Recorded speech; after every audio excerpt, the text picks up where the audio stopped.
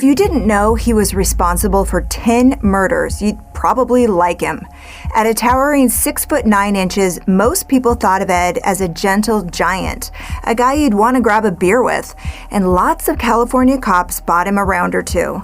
With a genius-level IQ of 145, he could talk about anything, but you didn't want to catch a ride with him. In the early 1970s, he murdered 6 girls hitchhiking around Santa Cruz, California. Awful, raging, eating feeling inside. I could feel it consuming my insides. This fantastic passion. It was overwhelming me. At 15, he killed his grandparents. Then he murdered the woman he says started it all, his mother. He fantasized about leaving a trail of bodies across the United States. I was losing a grasp on something that was too violent to keep inside forever.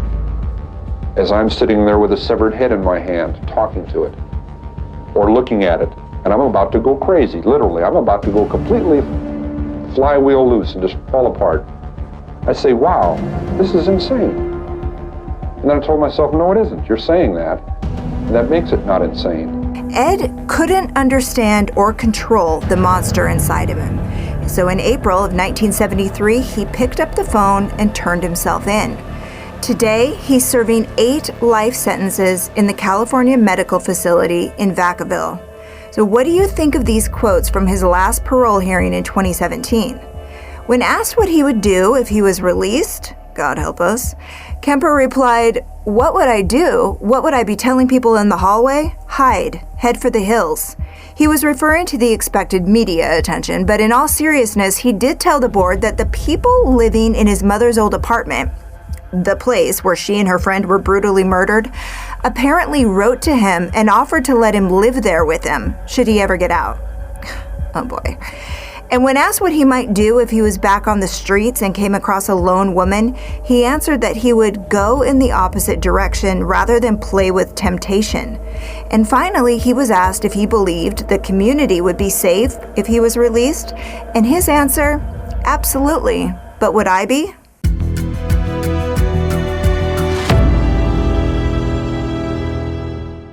Today we're talking about Edmund Emil Kemper III, otherwise known as Big Ed, the co-ed killer.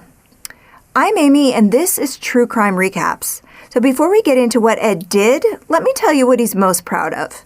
Until he had a minor stroke in 2015, he logged thousands of hours behind bars recording audiobooks for the Blind Project, including bestsellers like Flowers in the Attic, Star Wars, and Charlotte's Web. It was the children's books he liked reading best. In 1987, he told the LA Times, "To be able to do something constructive for someone else, to be appreciated by so many people, the good feeling it gives me after what I have done, I can't begin to tell you what it's meant to me." Is that true remorse? Or as some doctors say, further proof the man is a true sociopath with the instinctual ability to mimic typical human behavior and emotions? Whatever his motivation, there's a chance it could pay off when he comes up for parole again in 2024. I mean, a very slight chance. But no matter how ordinary he seems, and you'll hear much of his story in his own words today, but make no mistake, he should never be released.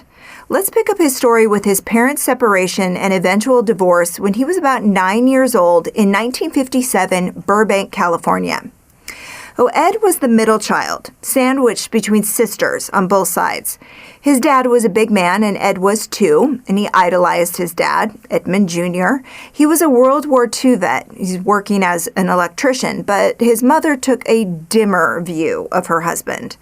Ed's earliest memories are of his parents fighting and his mother constantly belittling his father. The similarities between the husband she hated and her only son made him his mother, Clarnell's, favorite target. By the time he was 10, he was driving, simply because he was already as tall as a teenager, and he was desperate to escape the house. When his father left for good, his mother moved him and his sisters to Montana, where she remarried, but that second marriage didn't work out any better than her first. A succession of boyfriends followed, but no one stuck around too long. As the men in her life disappointed her over and over again, Clarnell directed all of her rage straight at Ed in shockingly cruel physical and psychological ways. She moved his bedroom down into the damp, dark basement, claiming his sisters were afraid of him because of his size. She locked him in for entire days sometimes with only rats for company, he says. Now, he's quoted as saying it made him think he was in hell while they were in heaven.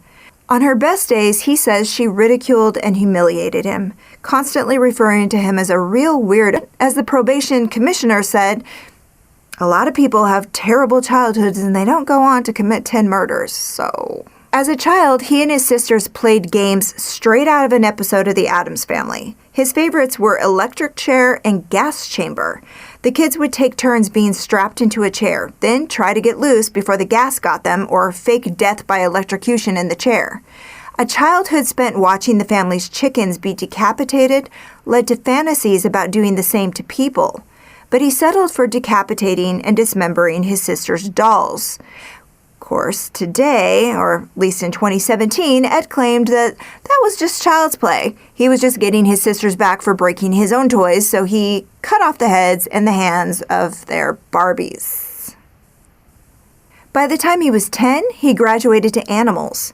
One time he buried a cat alive, then dug it up and cut its head off. He dismembered another animal and kept the pieces of its body in his closet until his mother found them and punished him. He was known to lurk outside of people's homes at night. By the time he was 14, his fantasies and his rage had become so strong he was scared he'd act them out, so he ran back to California to live with his father and his new wife and son. But that proved to be yet another disappointment, so he moved in with his paternal grandparents in the mountains of North Fork, California.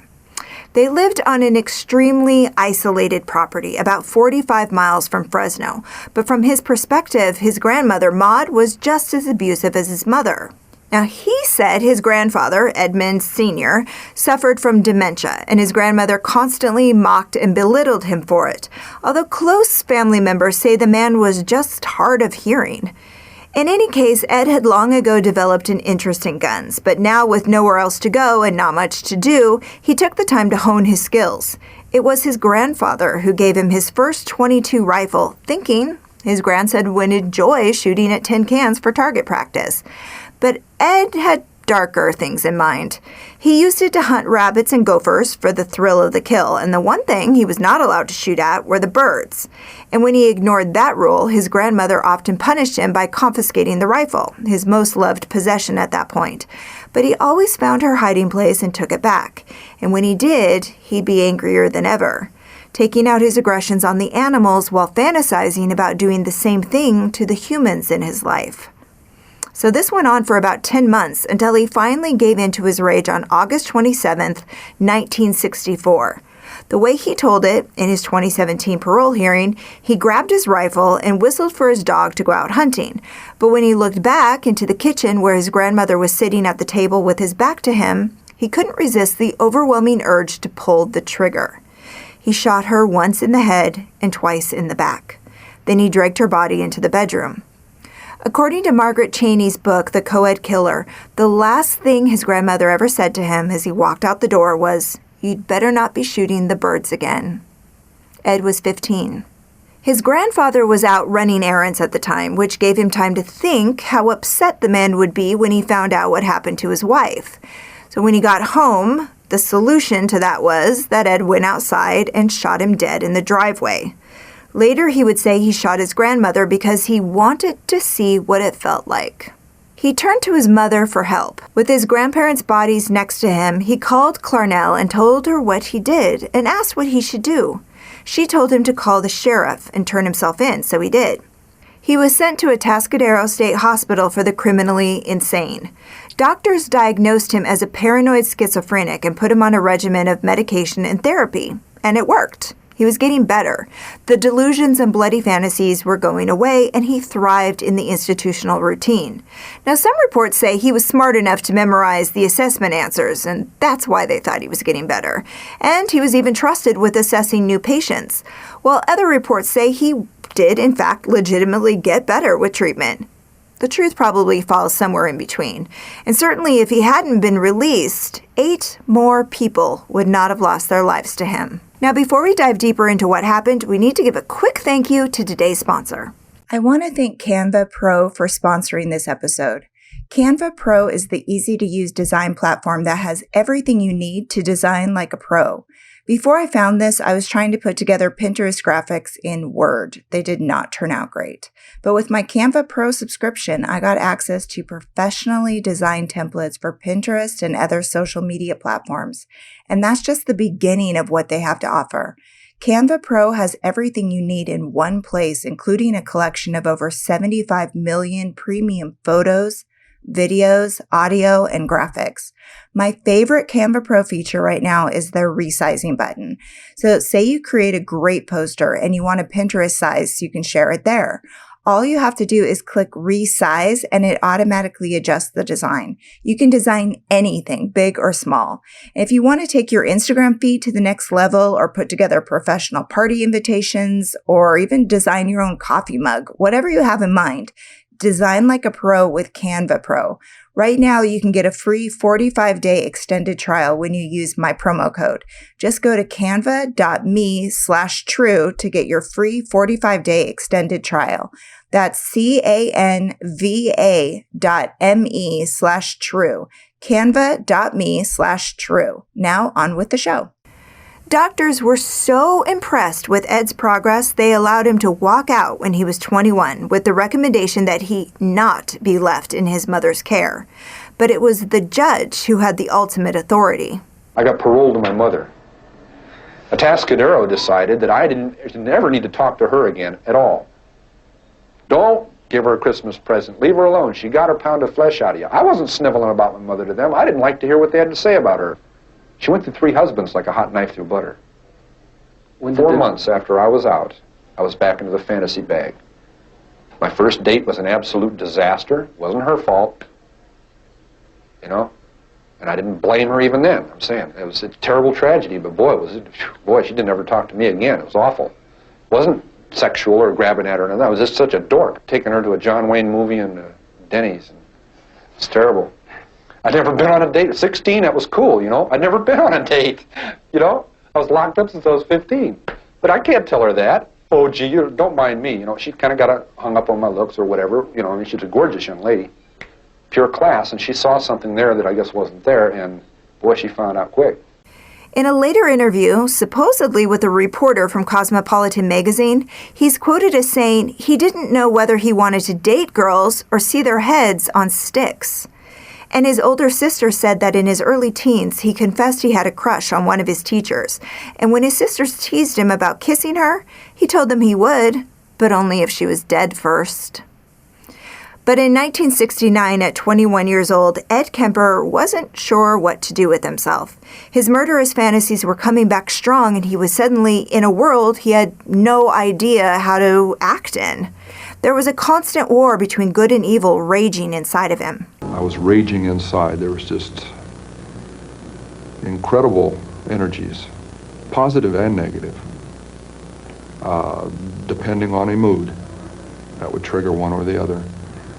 And outside, I looked troubled at times. Other times I looked moody. Other times perfectly serene. Not very sane. The conditions of his parole said he had to go to college and generally try to make something of himself. He was self-aware enough to recognize that he thrived in an environment with clear rules and structure, so he thought the police force would be a good fit. But ironically, it wasn't his childhood double murder that made him ineligible. It was his height. At 6'9" and weighing almost 300 pounds, he was too big to join the academy. So instead, he took a job as a road construction flagman with the California Department of Transportation and settled for drinking with the police since he couldn't work with them. Big Ed, as they called him, became a favorite regular at a local cop bar in Santa Cruz called the Jury Room. But back at home, things were very much the way they'd always been between Ed and his mother. Even the neighbors overheard their vicious fights. Oh, why didn't he just move out? Well, he did, as soon as he saved enough money, but he couldn't seem to escape. He says she continued to torment him with constant phone calls and surprise visits, which, again, he said she used as opportunities to ridicule his apartment and lifestyle. And then things got worse. He had a motorcycle, which he bought to feel like he was part of the highway patrol, but instead of living out his fantasy, he got in 2 accidents. One resulted in a settlement of about $16,000, money he used to buy himself a yellow 1969 Ford Galaxie, which he loved to drive around in for hours. It was on one of those drives that he started to notice a lot of girls hitchhiking, and he remembered overhearing his cop friends at the jury room talk about runaway girls who would go missing only to turn up again later. So the takeaway he got from that was that the cops didn't put too much effort into trying to find those girls, and his big smart brain started putting two and two together. Homicidal fantasies, these little zapples as he called them, started zinging through his mind when he thought of the things he could do, and if he made it look random enough, he'd never be caught. He started with what you might call catch and release. Somewhere out there are more than 150 girls who got into Ed Kemper's car in the early 1970s, but he let them go. He was training himself how to handle a wide variety of scenarios, and he turned his car into the ideal killing machine. Stocking it with plastic bags, ropes, knives, guns, and a blanket. Under the seats, in the trunk, in the side, in the glove compartment. He even rigged the back doors so they wouldn't open from the inside. When he literally pulled the trigger, he wanted to be ready. And at the same time, he was picking up all the information he could from his cop buddies at the jury room bar, asking them how suspects were caught, what kinds of things they looked for, other probing questions. He also watched a lot of detective dramas to learn as much as he could. As he said, I didn't allow myself to fall into any trap. And then in May 1972, he took his first two victims, Mary Ann Pess and Anita Lucchesa. They were roommates at Fresno State, and they were hitchhiking their way up to Stanford, about 45 minutes north. They crossed paths with Ed in Berkeley. He told them he'd happily take them the whole way there, and they hopped into his car. So based on the transcript of his 2017 parole hearing, he said, I pulled my gun out when I had them in a quiet place, and they asked me what I was going to do, and I said, what do you think I'm going to do? I was referring to sex. And they were thinking they didn't want to be thinking death, so I wasn't encouraging that at all. And when they refused to be involved with me sexually, I stated that it could get worse. You know, you could die today. You can end up getting dumped in the ditch. Is that what you want? And they basically were arguing against rape, and naturally that didn't happen. Instead, Ed forced Anita into the trunk and focused on Mary Ann. He handcuffed her, and he put a plastic bag over her head, trying to suffocate her, but she managed to bite through the bag and breathe. She fought like hell to live, and it didn't fit his plan for the time, but he ended up slashing her throat to kill her. He murdered Anita in the same way. After driving around with them a while, he brought them back to his apartment. His roommate was out for the night, so he had some time to do what he wanted with their bodies. And in 2017, he told the parole board he dismembered them because his arm was still in a cast after his motorcycle accident, and that was the only way he could carry their bodies.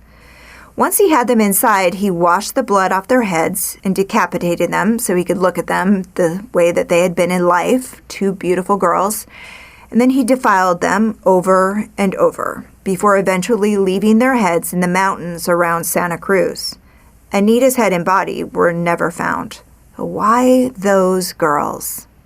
I was also involved in killing co-eds because my mother was associated with college work, college co-eds, women, and had had a very strong and violently outspoken position on men for much of my upbringing.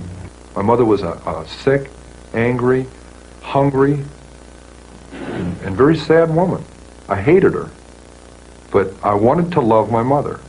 And I watched the alcohol increase. I watched her social life drop off. I watched her get bizarre. She had terrible pain from her life.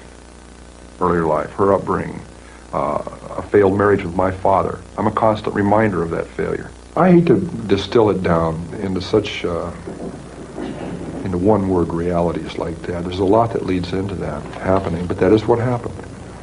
They represented not what my mother was, but what she liked, what she coveted, what was important to her, and I was destroying it.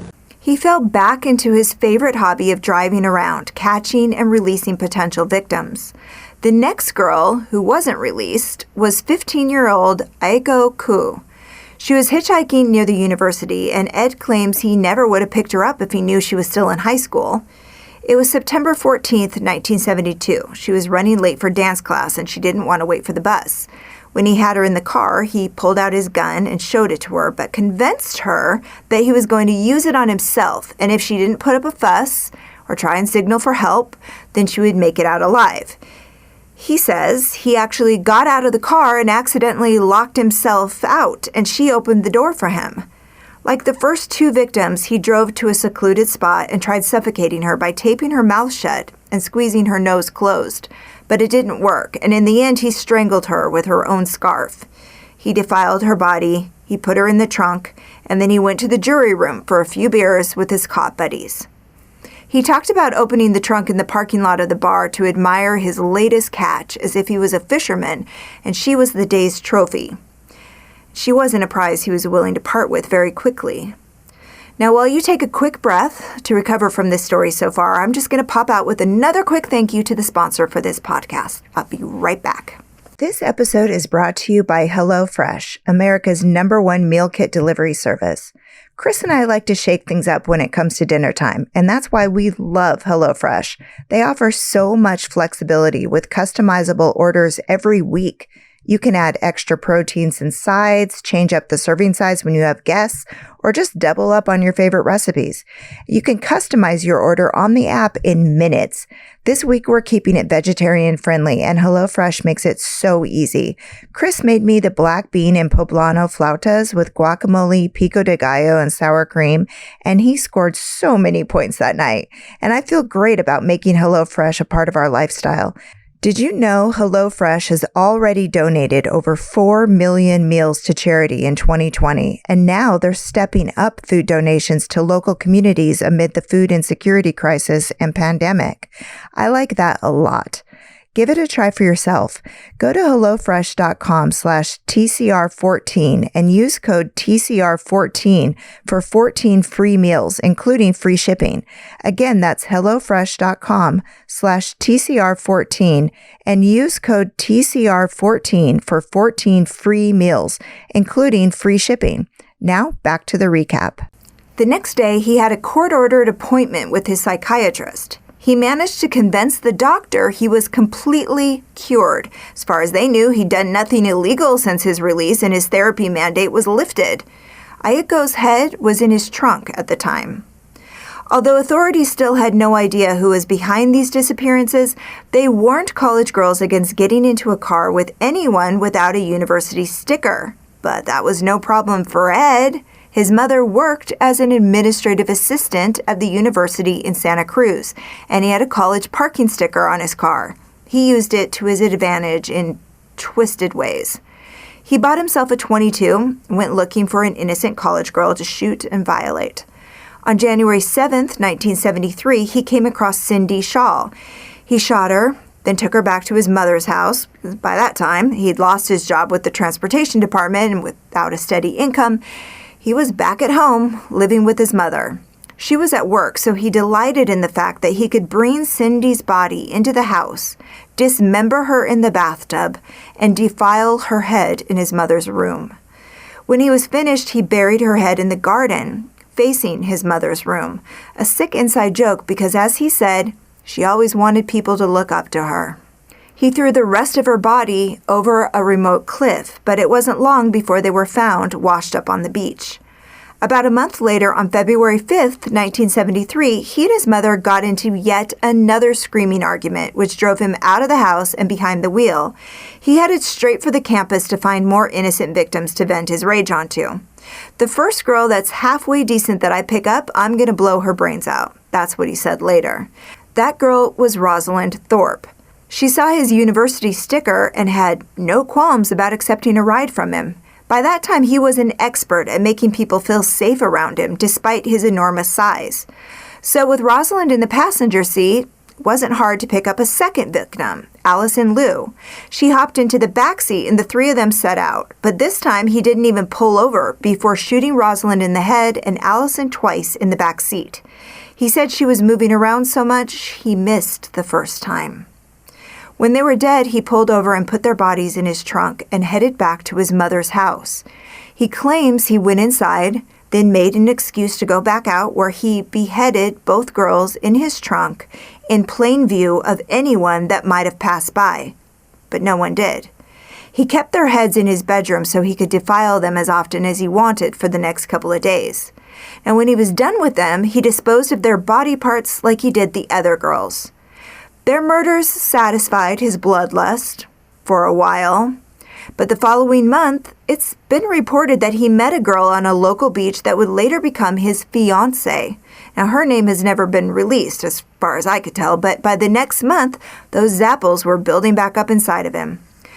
The details of this next part come with a warning, so that said, I'll be right back to let you know what happened right after this.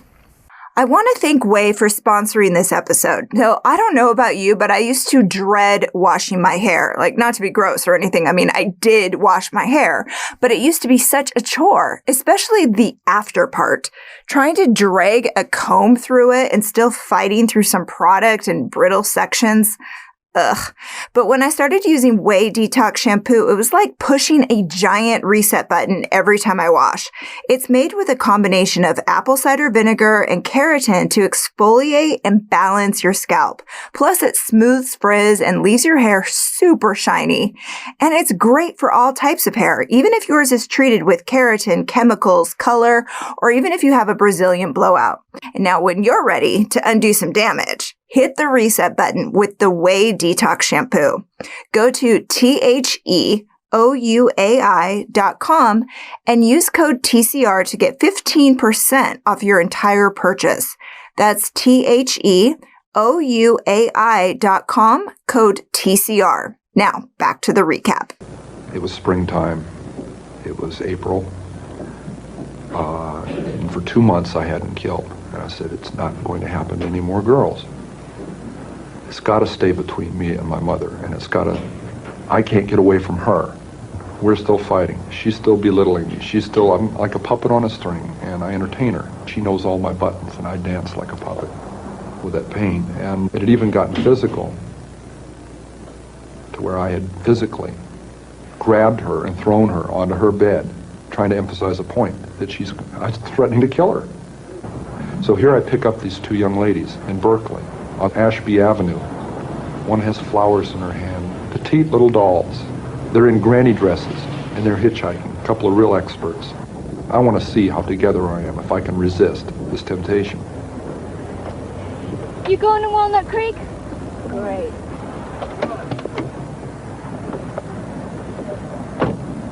And they get in my car. They want to go one way. I know they need to go the other. If they go the way they're insisting on, we're headed right back out to where the first 2 co-eds were murdered. And I'm saying to myself, oh my God, all I got to do is relax and they'll take me to their death. I've got the gun in the car, the same one I've been doing it with. I insisted. As gently as I could, I took them where they needed to go, to their college.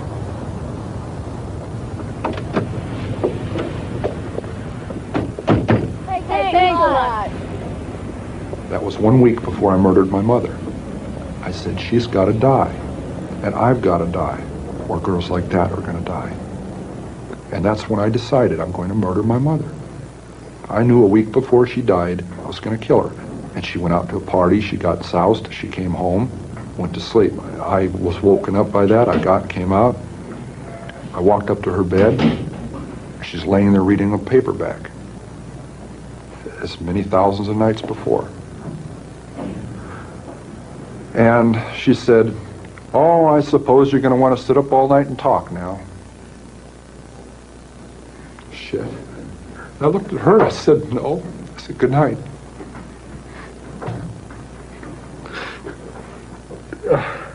And I knew I was going to kill her, you know? And I was so cold, it's so hard. And that's the first time in 10 years I've looked at it that way. I mean, that intensely, that honestly. It hurts. Because I'm not a lizard, I'm not from under a rock. I came out of her vagina. See? I came out of my mother. And in a rage, I went right back in. For 7 years, she said, I haven't had sex with a man because of you, my murderous son. This is one of our arguments. And I cut off her head. And I humiliated her corpse. I said, there, you know, a 6 young woman dead because of the way she raises her son and the way her son is raised, the way he grows up. And what's her closing words? I suppose you want to sit up all night and talk. God, I wish I had.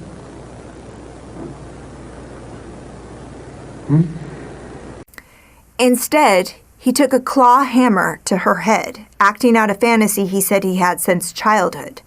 He decapitated and defiled her. He ripped out her tongue and vocal cords and tried stuffing them in the garbage disposal. At his trial, he gave the gruesome details on the stand, saying he screamed at her head for an hour, then threw darts at it before ultimately smashing her face in. It was Good Friday on April 20th, 1973. And now that she was gone, he had another fantasy he wanted to act out involving his mother's friend Sally Hallett. In 2017, when he was describing this murder for the Parole Board, he said that he swore if he ever got the courage to kill his mother, he was going to take her friend Sally out with her. Why? Well, the answer is just as horrifying and sad as the rest of this story. Apparently, Sally and his mother were planning a grand European vacation the year before, and they were splitting the cost. But at the last minute, Sally backed out, and his mother went by herself. When she got back, she claimed Sally didn't even want to see the pictures or hear stories about the trip. In his words, he tried to be someone she could talk to about it and show off her pictures, but she told him she didn't want his pity and refused to discuss it.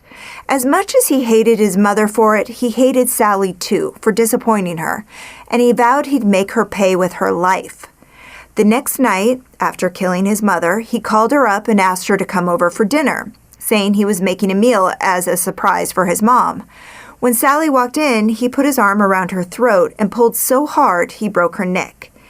Then, like he had with his other victims, he defiled her corpse, then shoved her body in a closet. I didn't go hog wild and totally limp. What I'm saying is I found myself doing things in an attempt to make things fit together inside. I was doing sexual probings and things. I mean, in the sense of striking out and reaching out and grabbing and pulling to me, but appalled at the sense that it wasn't working. That isn't the way it's supposed to be. It isn't the way I want it. See what I'm saying? And yet during that time, I become engaged to someone who's young and is beautiful and very much the same advantages and very much the same upbringing and Disneyland values. And she's very much the reason I surrendered. On Easter Sunday morning, he stole Sally's car and started driving east. Eventually, he abandoned her car at a gas station where he picked up some soda and no-dos so he could keep going. He rented another car and drove for 18 hours straight. Exhausted and delirious, he found himself in Pueblo, Colorado, and he picked up a payphone to end his inner struggles once and for all. He called Santa Cruz police to confess, but they knew him as Big Eddie from the jury room, and they thought he was just pranking them. He had to call back a few times and offer details that only the co-ed killer would know before they started to take him seriously. In the end, he told an officer to go by his mother's house where he would find 2 bodies. And when they saw what he'd done to them, they came and got him, guns drawn. He went quietly and confessed to all the murders in the car ride back to California. So it's been reported that he also confessed to cannibalizing some of the bodies, but later he recanted that, saying it was just a fabrication by his lawyer to try and support an insanity defense, something that was rejected, by the way. According to the courts, he was absolutely sane. He was found guilty of 8 counts of first-degree murder on November 8, 1973. So when asked what he thought his punishment should be, he answered death by torture. However, the death penalty wasn't an option at that time, so he got 8 life sentences. And in all these years, he's never had another infraction or committed another act of violence. But he has become a favorite lab rat of the FBI and other law enforcement agencies just because of the depravity of his crimes, his high intelligence, and his off-the-chart self-awareness and willingness to let himself be studied. His relationship with Agent John Douglas was featured in the Netflix series Mindhunter. And even that agent said he was surprised by how much he genuinely liked the man, even as he and his partner, Robert Ressler, were frightened by his ability to switch from a jovial man into a soulless killer. But thanks to those interviews and the interviews they did with other notorious killers, the two agents are credited with forming the Behavioral Science Unit at FBI headquarters in Quantico, Virginia. And many other killers have been caught as a result of what they learned from Kemper and others. And with that, I want to give one final thank you to our podcast sponsor. This episode is sponsored by Canva Pro, the easy-to-use design platform that has everything you need to design like a pro. To promote this show, I've paid a lot of freelance designers big money over the years to do a lot of the same things I can do myself with Canva Pro. It has everything you need in one place, including a collection of over 75 million premium photos, videos, audio, and graphics. Whether you're a beginner like me or you're a professional designer, Canva Pro is a quick, easy, and affordable way to design whatever you need. If I had to choose another favorite feature, I'd have to say the background remover has been a lifesaver for customizing images. Plus, Canva Pro comes with time-saving tools that simplify and speed up the creative process. They have countless options for marketing presentations, designing logos, or even putting together a standout resume, just to name a few. You get all this and more in just one Canva Pro subscription. Design like a pro with Canva Pro. Right now, you can get a free 45-day extended trial when you use my promo code. Just go to canva.me/true to get your free 45-day extended trial. That's canva.me/true. Canva.me/true. Now, on with the show. In this parole hearing in 2017, when they asked Ed who he might be willing to live with, and I told you that those boys had offered him his old apartment back, but there are a couple of other girls that he said were really sending him a lot of love letters. One of them was from France. He said that they'd been writing letters back and forth for months. And another one was from Maryland, and apparently she was married to a corrections officer but wanted to leave her husband for Ed Kemper. She even came out to California and visited him for a whole week. What do you think of those kind of women that want to, get married to these serial killers? I don't know. I think you gotta just take your chances on Match.com or freaking Tinder, ladies. But that's just me. And that's your recap. Thank you so much for spending your time with us today. And if you like getting all the crime in half the time, please subscribe and remember to hit the bell so you always know when a new recap is posted. We cannot tell you how much we appreciate you being here and being part of this community. Please, please, please tell your friends so we can continue to grow the channel. And until next time, stay safe.